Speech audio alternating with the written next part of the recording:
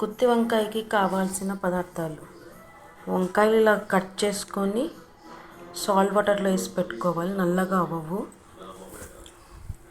ఒక 2 గుప్పిళ్ళు పల్లీలు, 2 table spoons ధనియాలు, 1 టేబుల్ స్పూన్ జీలకర్ర, కొంచెం చింతపండు, కొబ్బరి కొంచెం,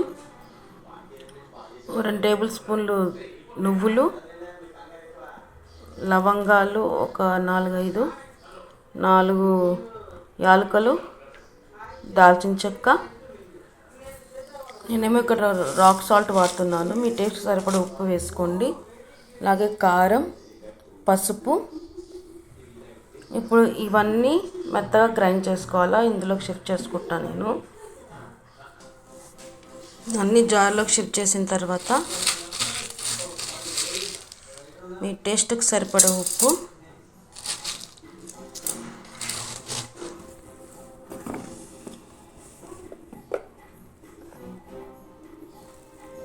పసుపు కొంచెం,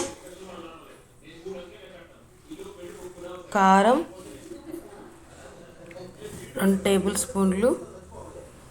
కొంచెం స్పైసీ తింటాం కాబట్టి నేను కొంచెం కారం వేసుకుంటాను. మీకు స్పైసీ తగ్గ మీరు కారం వేసుకోండి. ఇప్పుడు ఇవన్నీ వేసుకున్నాం కదా, ఇప్పుడు మెత్తగా గ్రైండ్ చేసుకోవాలన్నమాట. ఇలా మెత్తగా గ్రైండ్ చేసుకోవాలన్నమాట. ఇది పక్కన పెట్టేసేసి ఇప్పుడు ప్రాసెస్లోకి వెళ్ళామంటే తర్వాత కావాల్సిన పదార్థాలు: ఉల్లిపాయలు, పచ్చిమిర్చి, కరివేపాకు, పోపు దినుసులు. ఇప్పుడు స్టవ్ ఆన్ చేసుకొని కుక్కర్ పెట్టుకొని ఒక 3 టేబుల్ స్పూన్స్ ఆయిల్ వేసేసుకోవాలి.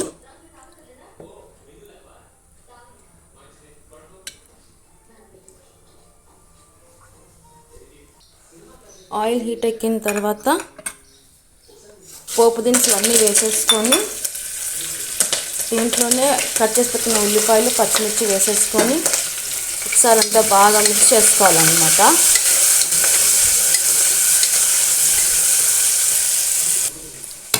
ఇప్పుడు గ్రైండ్ చేసుకున్న ఈ మసాలా అంతా ఒక ప్లేట్లోకి షిఫ్ట్ చేసేసుకొని ఇలా స్పూన్తో మొత్తం అంతా ఇలా పొడి పొడిగా చేసుకోవాలన్నమాట. ఎక్కడైనా ఉండలుగా ఉంటే ఇట్లా అన్నామంటే మొత్తం పొడి పొడి అయిపోతుంది. ఇప్పుడు కట్ చేసి పెట్టుకున్న ఈ వంకాయల్లోకి ఈ మసాలా మనం స్టఫ్ చేసుకోవాలన్నమాట.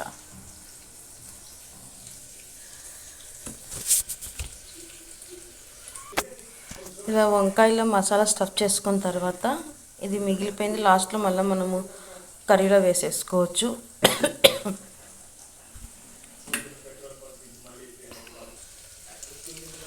చూసారంటే ఉల్లిపాయలు కొంచెం లైట్ గోల్డెన్ కలర్లోకి వచ్చాయి.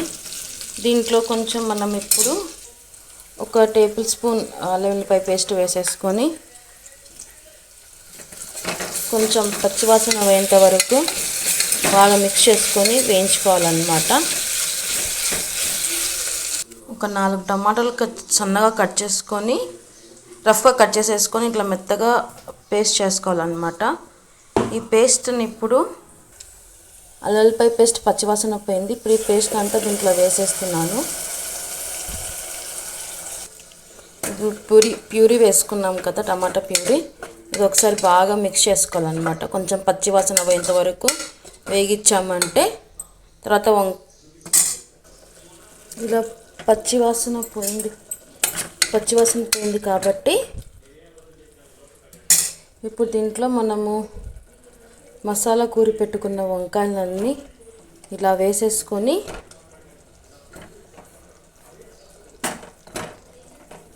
మిగిలిపోయిన ఉన్న మసాలా, కొంచెం వాటరు, అంటే మీకు ఎంత గ్రేవీ కన్సిస్టెన్సీ కావాలో అన్ని వాటర్ వేసేసుకోవాలన్నమాట. నేనైతే ఇక్కడ ఒక 1.5 గ్లాస్ వాటర్ వేసేసుకున్నాను. అలాగే సన్నగా కట్ చేసి పెట్టుకున్న కొత్తిమీర పెట్టుకొని ఒకసారి బాగా అంతా కలిసేలాగా మిక్స్ చేసుకోవాలన్నమాట. మనం ఈ స్టేజ్లో మనకు ఉప్పు కారం సరిపోకపోతే ఒక బాయిలింగ్ పాయింట్ వచ్చిన తర్వాత ఉప్పు కొంచెం కారం వేసేసుకోవచ్చు. కొంచెం బాయిలింగ్ పాయింట్ వచ్చిన తర్వాత టేస్ట్ చూసుకొని ఉప్పు కారం సరిపోకపోతే వేసుకోవాలి. అలాగే నా ఛానల్ని ఫస్ట్ టైం చూస్తున్న వాళ్ళైతే ప్లీజ్ లైక్ చేయండి, సబ్స్క్రైబ్ చేయండి. Teju creations channel. చూసారంటే బాయిలింగ్ పాయింట్ వచ్చేసింది. మనం ఇప్పుడు ఒక్కసారి అంతా బాగా కలిసేలాగా మిక్స్ చేసేసుకొని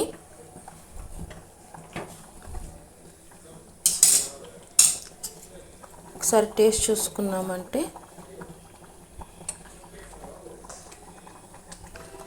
నాకైతే ఉప్పు సరిపోలేదు. నేను కొంచెం ఉప్పు వేసుకుంటున్నాను. రాక్ సాల్ట్ నేను వేసుకుని మీరు కొంచెం చూసి వేసుకోండి. అన్నీ కలిపేసేసి ఇప్పుడు కుక్కర్ పెట్టుకొని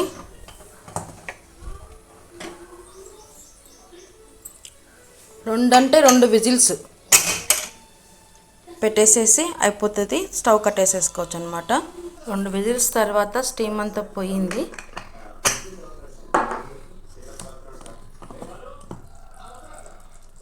చూసారంటే వంకాయలు బాగా మగ్గిపోయినాయి అన్నమాట. ఇప్పుడు ఇది ఒక బౌల్లోకి షిఫ్ట్ చేసుకోవాలన్నమాట.